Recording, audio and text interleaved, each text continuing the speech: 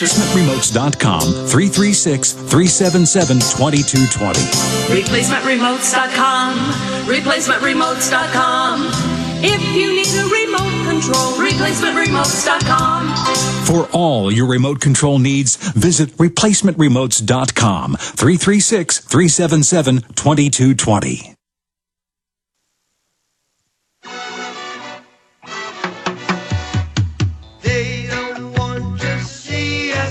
David Paul Hammer was already in prison and was convicted of killing his cellmate. It's on record that he was, for many years, in both prisons that McVeigh stayed in for many, many years. And he's written this book, and I've talked to lawyers involved. He was told, we'll stay your execution. We won't execute you if you don't write this book. Can you tell that story and why you're basically forfeiting, it looks like, your life to get your book out, sir? Well, I'm doing it because I want the truth to come out about two things: the Oklahoma City bombing, and what started me on this journey was Kenneth Trinity being killed at the Federal Transfer Center, and my having contacted his brother, and it just led from there. But in September of this year, after I'd sent out bits and pieces of my manuscript for my latest book, and the feds had copies of it through prison officials, two people claiming to be FBI agents showed up, and I was taken out to a conference room where they showed me badges and credentials, and told me that they went a little preliminary conversation and told me, look, we know about the book you're writing and the contents of the book, and we have the authority to tell you that if you will not write this book and not publish this book at this time, that you will not face a resentencing for the death penalty. And that if you don't accept our offer and you continue to write this book, we will use the full might of the United States government against you to ensure that you are executed. And have you seen the emails from the current Attorney General at the time, the Deputy Attorney General, which have even been on the Drudge Report, where he's saying this is like D-Day. We've got to get down there and cover this up. This could destroy us. I mean, I guess we could, guys, pull up the Eric Holder emails on Oklahoma City. I want to show those to people. It's all over the web. Were you aware of that? I've never seen those, but I have seen the emails in the Trinity case from Eric Holder when he was Deputy Attorney General, where they did what they called the Trinity rollout plan to postpone the release of the OIG's report. Yeah, that's what I'm talking about. Yes, I've seen those. I've seen all of those email exchanges, and ultimately it's up to Eric Holder to decide whether or not I will be tried again. I guess I should explain that in 2005, a federal district court overturned my death sentence and ordered that I be resentenced within 60 days. That the government seek to a resentencing hearing that would be held before a jury, and they would once again decide whether or not I received death or life without parole. The government subsequently appealed that, and ultimately the Third Circuit U.S. Court of Appeals told the government that they didn't have jurisdiction until after I was resentencing, and that we're at that point now. The government has decided that they're going to allow us to present evidence to the Justice Department, and then Eric Holder will make a decision. The prior decision was made by Janet Reno in my case, and a decision has to be made by Eric Holder. So obviously my attorneys were very upset that I decided to go forward with this, because in my book I'm not very friendly to Eric Holder, because I print the facts about Eric Holder's involvement in the Trinity case. How can people read the book? It's available. The name of the book is Deadly Secrets, and it's available at authorhouse.com. We also have a website, deadly-secrets.com. You can get information for ordering the book there. But you've been unable with audio to put this out in your own voice. So correct me if I'm wrong. This is the first time that you've been able to speak about this on air. This is the first time live.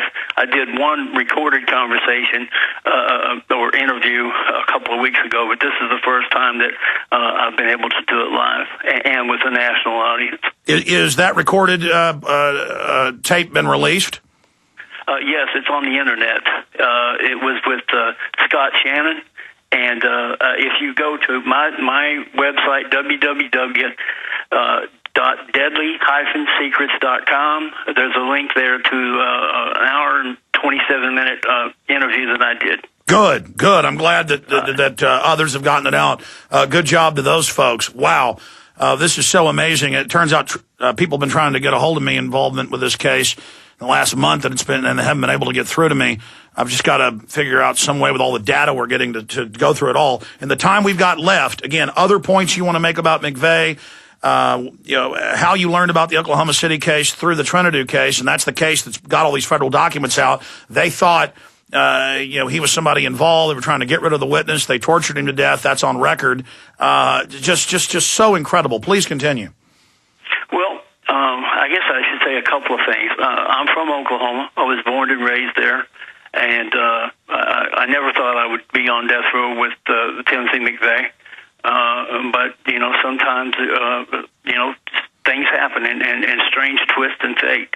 I would say that I guess I want to get back. I mentioned earlier about the government's prior warning. I mean, it's out there in the public domain about Carol Howe having told her handlers with the ATF about Strassmeyer and Dennis Mahan casing the buildings. And I want to back you up. She was an ATF infiltrator, left hand not knowing what the right hand. She worked for them on record, and they indicted her because she wouldn't shut up, and then she defeated that.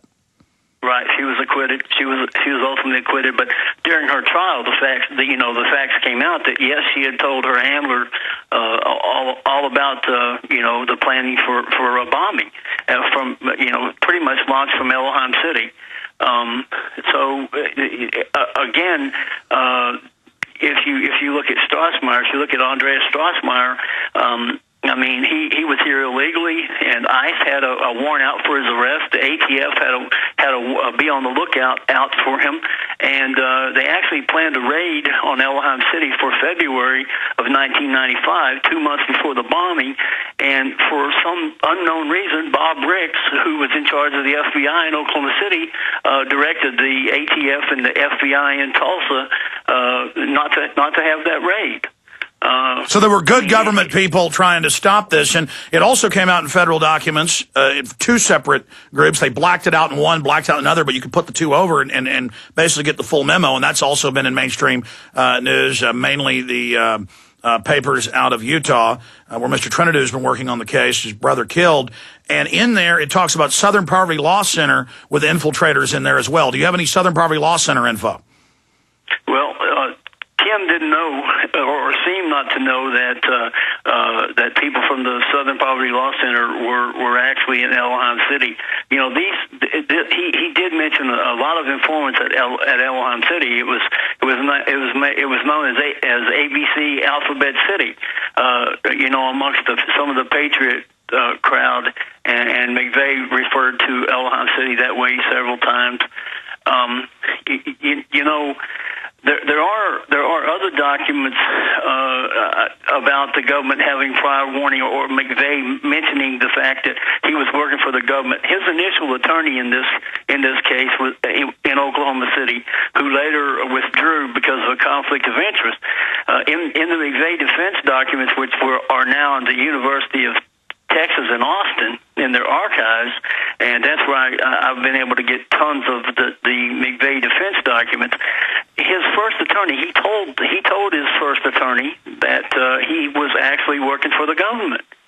And there's a report all about McVeigh, and when he found out that the attorney had divulged this information to an investigator and to his current legal team, he went ballistic. So I think that's a big point that people need to realize, is that Oklahoma City was two things. The government had prior knowledge that something was going to happen, and McVeigh did not act alone, and he didn't act just with the assistance of the 40ers and Terry Nichols. Well, that's on record that there was a fax sent out to federal offices and federal FBI buildings, and that they thought they were going to bomb the FBI building that day, not the Alfred P. Murrah building. That day, of course, they had offices in both. And so it's on record that there were good feds out there trying to warn people ahead of it. Well, yeah, I mean, a perfect example of that is the fact that U.S. District Judge Wayne Alley stated that he was told not to come to work that day. I mean, that, as you said, that's been in the mainstream media, and just if you look at who was there and who wasn't there when the bombing happened, that also adds credence to the fact that the facts that McVeigh said about the government being involved. Well, David Polhammer on death row in Terre Haute, Indiana. I want to be clear. I've studied this since 1995, when it happened. Everything you've said is been backed up by other statements, other affidavits, government documents. So I want to just say, for listeners tuning in, saying, why should we believe a convicted murderer who killed a cellmate, and that's why he's on death row, because everything he's saying is backed up with